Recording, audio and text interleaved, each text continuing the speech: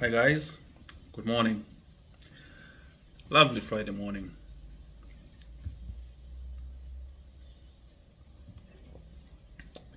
My beverage today is powered by Kasama Coffee, by the way.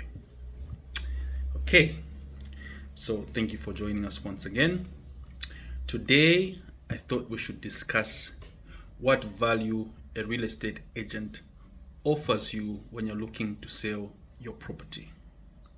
What value do you get from a real estate agent when you're looking to sell a property? Or why should you hire a real estate agent to sell your property when you could sell it yourself? Okay, now over 4 years into this, I still get that question a lot from my would-be clients. Why should I pay you money to sell my property when I could sell it myself?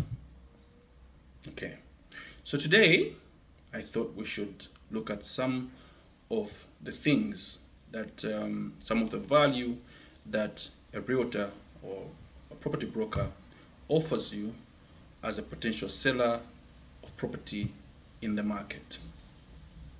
Okay, very quickly. Number one, they likely have a very good understanding of the market.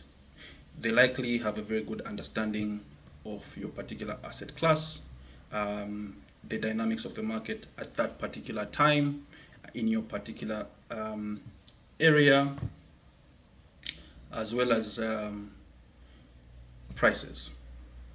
Okay, now sometimes what happens when you sell your property yourself is you might not exactly be up to speed with those dynamics, and so what could potentially happen is you could list it at too high a price, which then means that you struggle to get a purchaser, or you could list it at too low a price, which means you lose money or you leave money on the table. A good realtor will advise you on what your property should obtain in the market at that particular time. They'll advise you what similar properties in the area are selling for. They'll advise you what your realistic odds of selling your property at a given price in a given market at a given time would be. Okay, so that is number one. Number two, you are paying for their negotiation skills. A good property broker will have developed their negotiation skills and represent you very well at the negotiation table. It's not to say you couldn't do it yourself, it's just to say that a good broker will have their clients' best interests at heart and represent those interests to the best of their ability at the negotiation table. That is number two. Number three, their network. It's a good chance that your property broker has a fairly well-developed network over the years, and that network would come in very handy when you're looking to sell your property. What that does is it cuts down on the amount of time your property spends on the market. So as opposed to waiting, for example, a year or 6 months to sell the property yourself, if you'd like to sell it yourself, you could enlist the services of a broker who will tap into their network and get you a sale much quicker. That is number three. The fourth one would be the paperwork. Property transactions take a significant amount of time from start to finish, from the listing to getting would-be potential buyers to have a look at the property, to getting offers, formal offers put in, to the negotiation process, to the payment, to the actual transaction. It can be a very long transaction and quite a lot of paperwork involved. So instead of you taking all of that hassle, all of that stress, and all of that headache, you let your broker handle it for you. And finally, you will have after sales support. Yes, it's actually a thing in property as well. So sometimes you have situations where a buyer does not take immediate possession of a property after a transaction.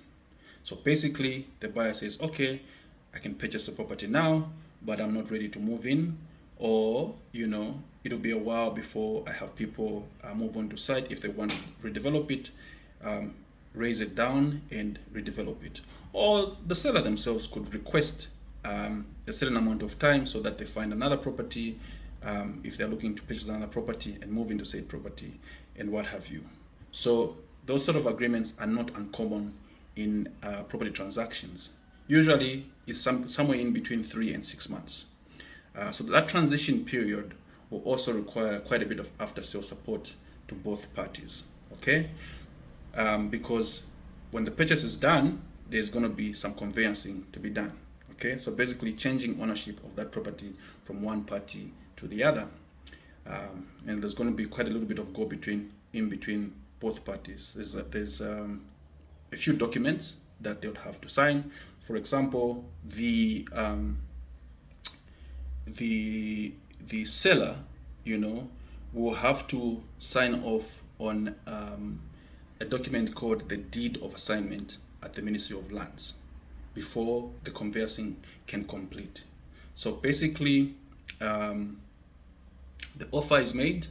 When the offer is made, the selling party accepts the offer, and then they go to Ministry of Lands and apply for consent to assign.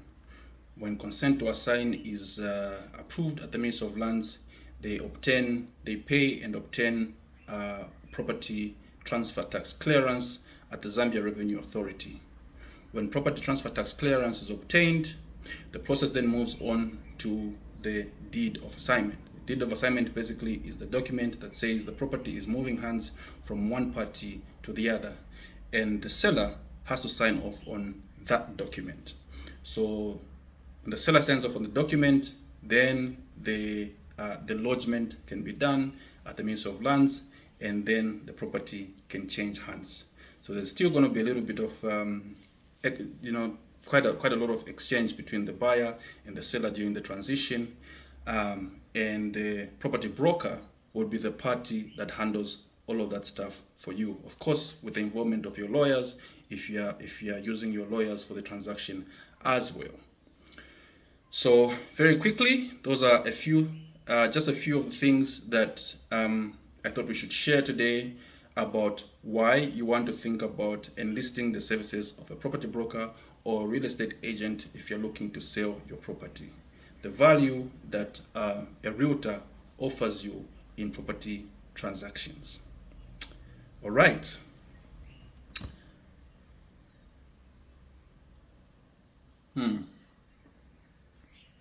That concludes our video for today. I hope you have a lovely day.